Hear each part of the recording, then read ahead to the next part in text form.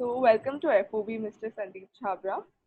So, my first Thank you. question to you will be since we have the new normal of work from home, what did you have to adapt to and adopt in work from home? So it's amazing as to what teachers all over the world and people in education all over the world have been able to do. When the world went into lockdown, country after country kind of stopped, stopped everything from malls to airlines to restaurants to cinemas. Everything went into lockdown. Right. But everyone felt that, education is one area that must not come to a halt. So, there was enough disruption and they did not want to disrupt young people's lives by taking education away from them. Right. And then, education moved from a physical classroom into the cloud. All right. So it Right. kind of moved there. Now, most teachers all over the world had actually not really used an online platform often. Okay, some of them were using it, but most of them to teach had not used an online platform. But the amazing thing is that it took them barely a week, and they learned on the job. And you see today, people all over the world have been able to. They were the first actually set of community that migrated from a physical world to an online world. Right. In as a community, there were other people who were doing it, but as a complete community. So teachers have shown and educationists have shown great resilience, great learning. And, because they are in this job of making students learn, I think, they also, it's very important that they are forever on the path of self-directed and, self-learning. And, it was very evident, with the speed at which they were able to adapt to this online platform. Of Right. course, initially, it was more like a substitute. So whatever was happening in the class, you kind of took it online. But now that people have had more opportunity to think and, look into the strengths of the online platform, today, I think it is very, very important that schools not only provide it as a substitute, but this has now become an alternative form of education. So there's much that has been changed. It's not what was happening, say, 3 months ago. All online classes have evolved, the whole process has evolved to make it into an alternative rather than a substitute. So, the challenge was there because a lot of us were technically challenged. We had, issues with broadband, with, using different platforms, Right. but the quickness with which people were able to kind of pick it up, also get to learn it to its highest and the best potential. Of course, everywhere people went through a lot of online training to do online teaching, but I think, it's a commendable job for people all over the world, how they migrated there. And my special mention here of all the lady teachers all over the world, women teachers, then there are a lot of women who are teaching because, they were playing multiple roles. They were learning a new way of teaching and learning. They were looking after their family. A lot of them had husbands at home, so they were catering to their needs and so on. So I think, they've shown a great amount of resilience. They've shown a great amount of, kind of commitment to the cause. And what has happened is that amongst all the disruption, education has not got disrupted. So, young people, young children, okay, for whom this period will never come back again. Okay, so they won't miss out on this continuous learning that is so integral for their life. All right, so that would be my take on it. It's been a challenge, but challenges are there to be overcome. It's also provided an opportunity, and I think everywhere people have used this as an opportunity for learning, and in turn also providing not only quality but relevant education to children. So, as you mentioned about the migration from physical teaching to online teaching, so did you conduct any formal workshop to establish like a uniformity in e-learning? So, of course, you because this was something absolutely new. So you had to, number one, create simple protocols that were to be used. Also, also work towards identifying what would be the best way of doing online teaching. It can't be similar to what is happening in the school. All right. There has been talk of, say, screen time. All right. So, a student can sit in a school for 6 hours, 8 hours, but it'll be very difficult for him to sit for straight 6, 8 hours in front of a computer. So, I think a lot of work needed to be done on compaction. How to compact it so that you can teach the concepts in a lesser amount of time. Use the not only the synchronous method but the asynchronous method, Right. where material is provided to children and they are left to do things on their own. It's a balance between the synchronous and the asynchronous had to be kind of brought in. In our organization, we've used also a lot of the design thinking process to become a part of the units of the lesson plans. And that has kind of helped, to kind of make it more interesting and make it more relevant. So Right. yes, a lot of training needed to be done. A lot of thinking had to be done. Like I said, we have to provide an alternative form of education, which is not like just taking as it was happening in the school there. Then, the other things which were non-academic, a lot of work needed to be done on that. So whether there were clubs, whether there were short courses, whether it was physical education, that had to also be all adapted to an online platform and to make it relevant and to make it meaningful for children. And a lot of other things, which students normally kind of take, you know, it's a given, being with their peer group, collaborative exercises, social interaction. So all that also had to be made a part of this entire online day. So collaboration, social interaction, being able to stay in touch in spite of the fact that they were, kind of in their own homes, Right. uh, pretty much alone. The other thing is that, one has now started to realize that it is actually a very powerful medium. Right. And going forward, I see that the lots of learnings that we've had from the online platform is going to become an integral part of education. And it's not going to just go away. Tomorrow the pandemic ends and we're back to physical school.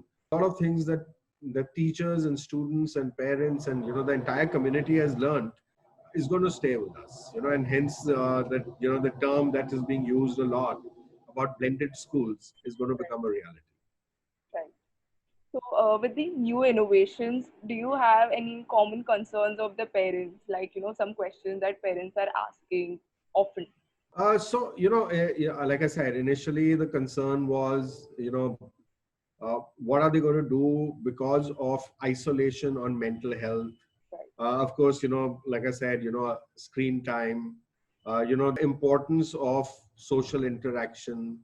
Those were concerns that parents had. Parents didn't have so much academic concern, okay, because they saw that the academic aspect of it was being delivered, was being, kind of, the interaction was as meaningful, right? Their bigger concerns were to do with mental robustness, physical robustness of children.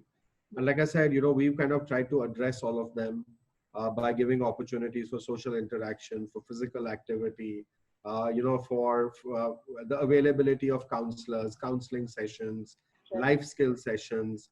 A lot of other things we've added, like, for example, all my students undergo, multiple short courses, things which are much, much way beyond academic, because I feel that the world that will emerge, from the pandemic is going to be a startup world. Right. All right. Everything is going to be in startup mode. Today, you look at an airline or a restaurant, it's got to do things differently. Everyone is going to be in startup mode. And, the future is going to be of people who are innovative in their thinking, who have critical thinking skills. Not only, of course, academics will always be important, but that's not going to be the only important thing. I think it's about skill building. It is about building thinking range. And Right. it's very aptly put, by a book written by David Epstein called The Range. Right. And, he says, and the subtitle of the book is that in a new world, it is going to be the generalist that is going to triumph over the specialist. So by generalist, he doesn't mean a jack of all trades. He means people who have a signature strength or a key skill, but at the same time have a whole range of thinking and insights, because everything is going to get interconnected. There's going to be a lot of overlap, and you need people, to be able to do not only things differently, but people to do different things. And that's the challenge. The challenge for education today is how is it going to liberate itself from the very straight jacketed approach that it had. Okay, that's the big challenge. We've been so used to compartmentalizing education. All right, whether it is subject wise, whether it is stream wise, whether it is profession wise. I think we now need to liberate education. And liberal arts colleges were anyway on the up, but now I see going forward a lot of the traditional colleges will also need to bring in a lot of other add-ons to kind of help children build this range. It's they call them the T skills. So Right. you got to have a depth of knowledge, but you've also got to have cross competencies. Those people who have those T skills are the ones who are going to do better. And especially in a world post COVID, which is, like I said, going to be in startup mode for maybe a couple of decades till they find a new normal. You say it's a new normal, but till the new normal world is really established, it's probably going to take a few decades. So all young people who are in schools and colleges are the ones who are going to drive this change. So Right. it's important that that's going to be, actually, according to me, the biggest challenge for education is how to now make it relevant for a new world order. Okay, quality of education, you can provide, but relevance is something you need to work towards. Definitely. So, Yes. I want to speak about the student perspective.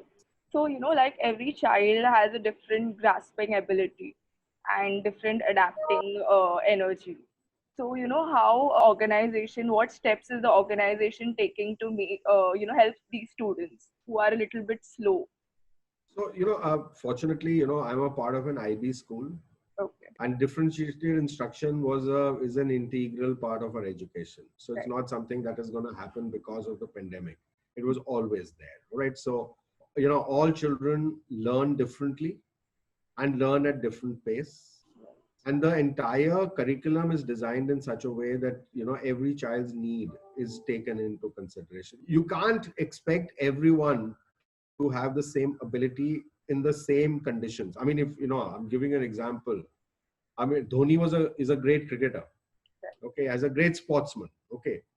But if you put him on a basketball field and say, now we're going to test your ability at sport on basketball ground, maybe he's not going to excel as much as he does on a cricket ground. Okay, so you've not given him the right conditions to be able to showcase what his ability and potential is. All right.